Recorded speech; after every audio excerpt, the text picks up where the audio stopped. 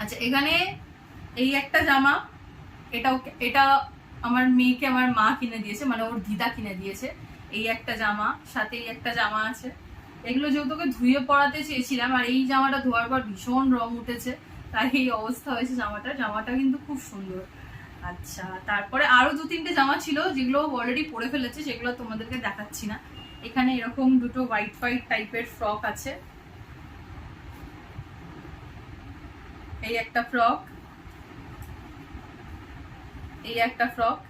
এই জামা দুটো আমাকে আমার মেয়ে মানে দিদা দিয়েছে, ওর দিদা গিফট করেছে। এই একটা রেড ফ্রক আছে, এটা আমার বাপের বাড়ি থেকেও দিয়েছে। এই ফ্রকটা খুব সুন্দর, এই ফ্রকটা খুব পছন্দ হয়েছে, কিন্তু এই ফ্রকটা অনেকটা বড়। ওকে আর কটা দিন পর এই ফ্রকটা পরাতে পারবো, এখন ফ্রকটা পরাতে পারবো না।